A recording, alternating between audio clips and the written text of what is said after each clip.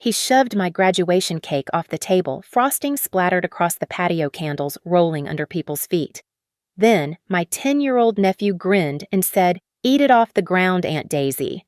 The whole table laughed. My mother laughed the loudest. I stood there, knife still in my hand, wondering how love could sound so cruel.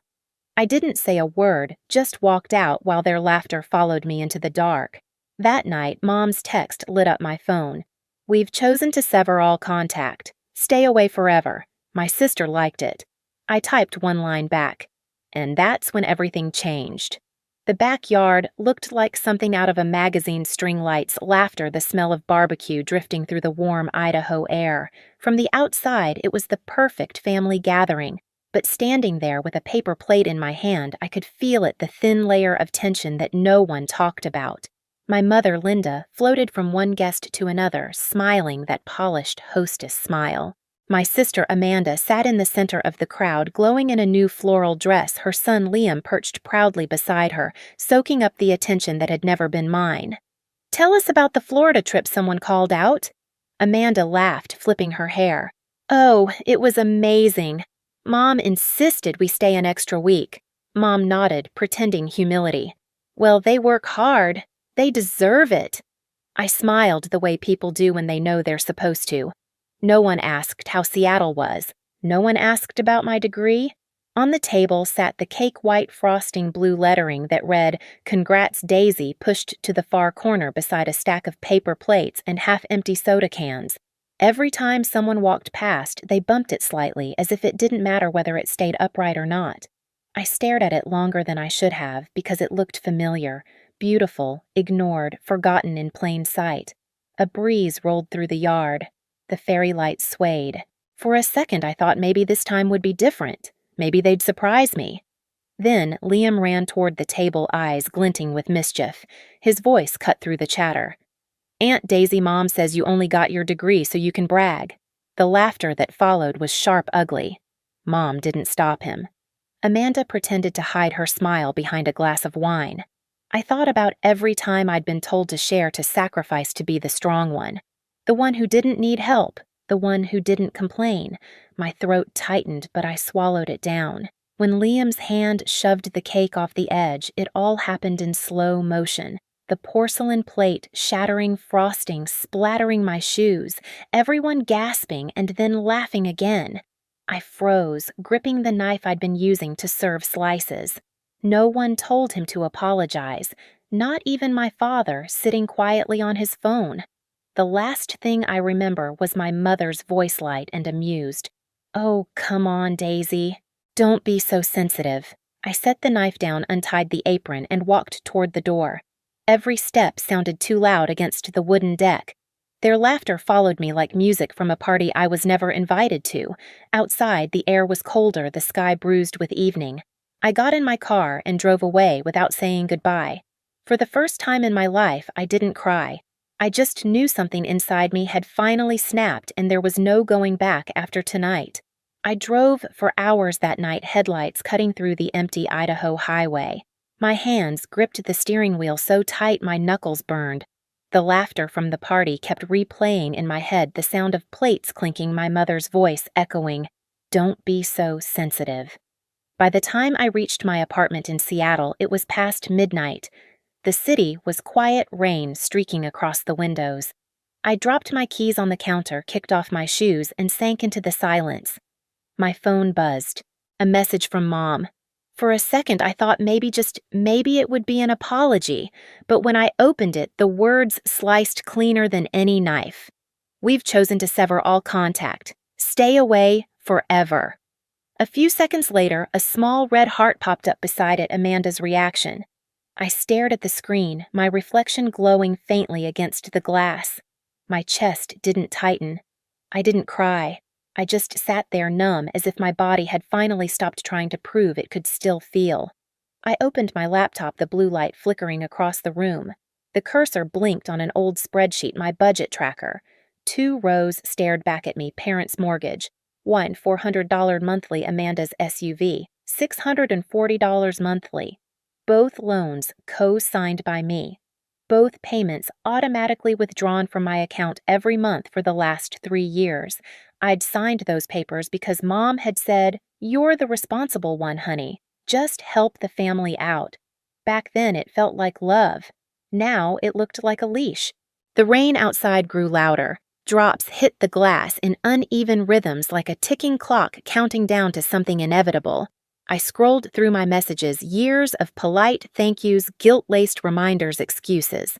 Just until Amanda's business picks up. Your dad's between jobs again. We'll handle the payments next month. Next month never came.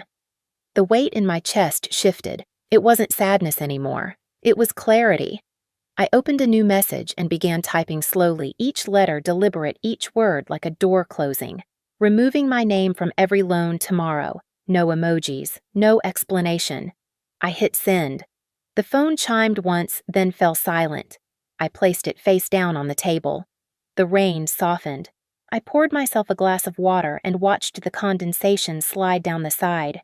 For the first time, silence didn't feel like surrender. It felt like control. They had wanted me gone. Fine. But this time, they were the ones who would feel the absence. Morning came gray and cold, the kind of Seattle dawn that makes everything look washed clean. I brewed coffee and stared at the steam rising from the mug, thinking of how easily things end, not with shouting, but with a single message. I hadn't slept, but I felt wide awake. The exhaustion had burned itself out, leaving only a strange calm. By 9, my phone had started buzzing nonstop. Mom, Dad, Amanda, unknown numbers from Boise. 100 missed calls. The group chat exploded with demands, threats, guilt. "You've gone too far. Do you know what you're doing to us? We raised you." Not one message said, "I'm sorry." I didn't reply. Instead, I pulled on a gray sweater, tied my hair back, and opened my laptop. My fingers hovered over the keyboard before typing, "Green First Bank, Downtown Seattle Branch." Mr. Diaz met me in a quiet consultation office with pale blue walls and a single fern in the corner. He was in his 50s, kind eyes behind wire-rimmed glasses. "Miss Wilson," he said, offering a handshake. "I reviewed the documents you sent. I think I understand what's happening." I sat across from him, hands folded. "I co-signed 2 loans, one for my parents' house, one for my sister's SUV. I've been paying them for years. I just want out." He nodded. "You're not the first person to be taken advantage of under the word family." He slid a stack of papers toward me. "If you can prove you hold no ownership or financial interest in their property, we can begin the liability release process. You'll also have the option to freeze joint credit access." I handed him the folder I'd brought: lease agreement, pay stubs, email correspondence, even an old message from Mom that read, "The house is ours. You just helped sign." Mr. Diaz read silently, then looked up. "Everything we need is here." He picked up the phone and called legal. "Let's start the release process for Daisy Wilson. Co-borrower removal effective immediately." The sound of his pen clicking was small, but to me it felt seismic. My hands trembled as I signed. Each signature felt like cutting another invisible string that had bound me for years. When he stamped the final page, the thud echoed through the room. He looked at me kindly. "You did the right thing, Miss Wilson. Sometimes protecting yourself is the only way to teach others to respect you." Outside, the wind bit cold against my cheeks, but my chest felt lighter than it had in years. I stopped at a cafe on the corner. When the barista handed me a cappuccino, she smiled. "Have a good day." I met her eyes and said something I hadn't been able to say and mean in years. "I will." That evening, as I cooked pasta in my small kitchen, my phone buzzed again. This time, the family group chat glowed on the screen. "How dare you ruin our credit? You're heartless. You'll regret this."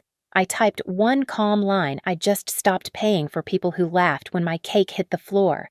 Then I pressed send and set the phone down. The silence that followed wasn't empty. It was freedom. 3 days passed before the knock came. It was sharp, angry, relentless, each pound vibrating through the thin walls of my Seattle apartment.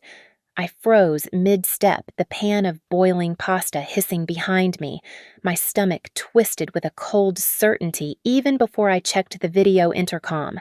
On the screen stood my mother and Amanda.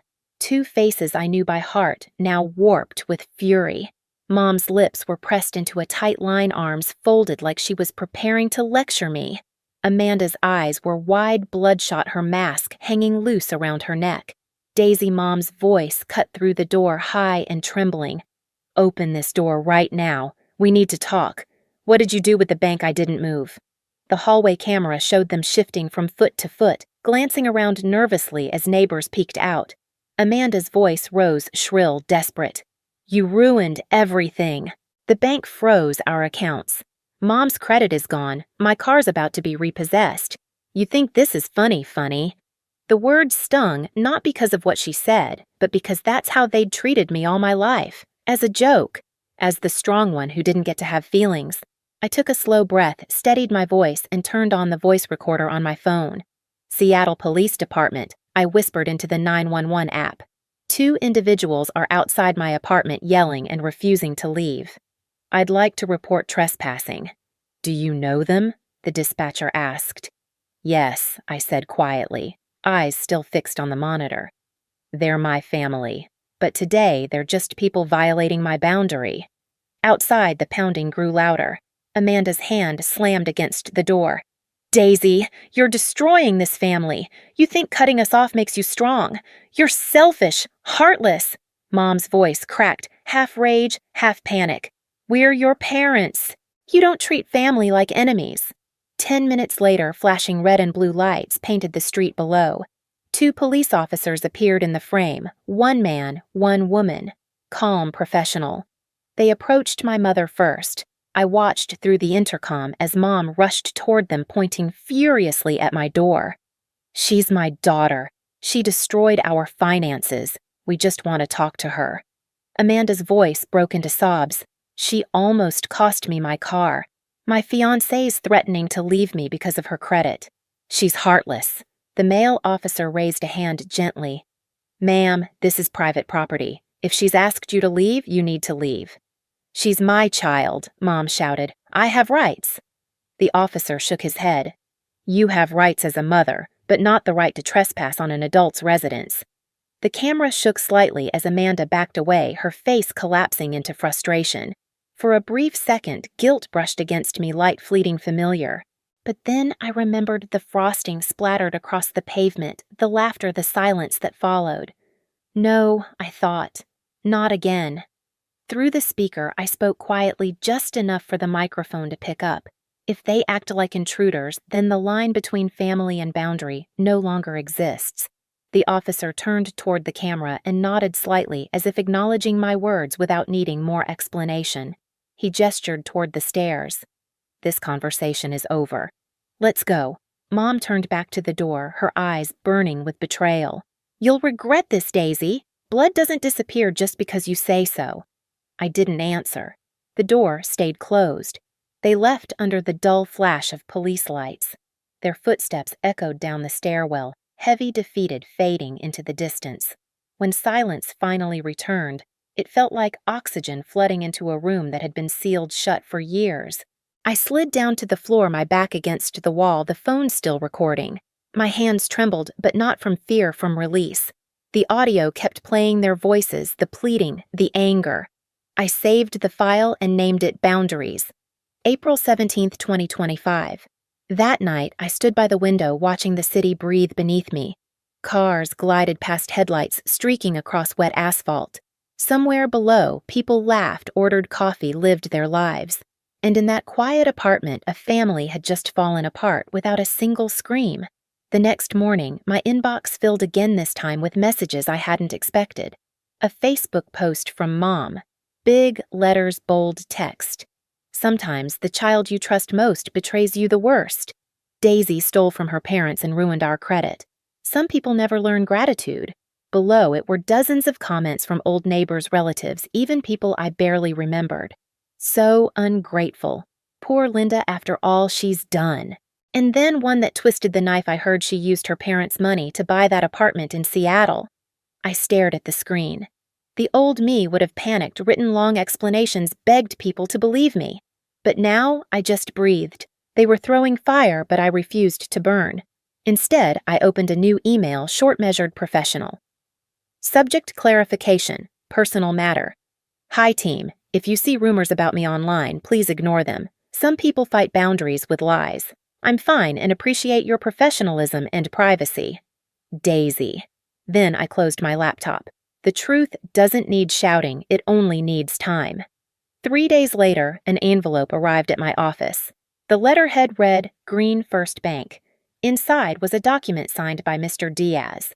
This letter confirms that Miss Daisy Wilson has been fully released from all liabilities concerning the joint mortgage and vehicle loan under the names of Linda and Amanda Wilson. The seal embossed gold at the bottom shimmered under the light. My fingers brushed across the paper, tracing the curve of my signature the moment everything changed. It wasn't revenge. It was justice. That evening, the Facebook post disappeared.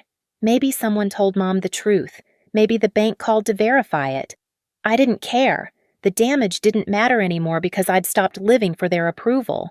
Still, my phone buzzed again, a message from a number I hadn't saved in months. You'll pay for this, Daisy. You think you've won, I smiled faintly. Winning wasn't the point. Freedom was. I stood by the window, the Seattle skyline stretching out like a map of second chances. The air smelled like coffee and rain, sharp and clean. For the first time, I felt unchained. Sometimes silence isn't weakness, it's the sound of power finally speaking for itself. Weeks passed and the noise finally died. No more late-night calls, no more Facebook whispers.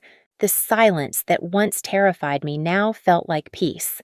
I focused on my work at Green Pulse Tech, finishing a project that landed me a quiet promotion. Lydia, our CEO, said during a meeting, Daisy, you lead with steadiness. People trust that. It was the first time anyone had said those words to me without a hint of obligation. At home, life found a rhythm yoga at Sunrise Soup simmering in the evenings, laughter with friends who saw me not what I could offer. Elena brought flowers one weekend. Marcus teased me about the cactus on my windowsill, saying it looked like me calm, but don't touch.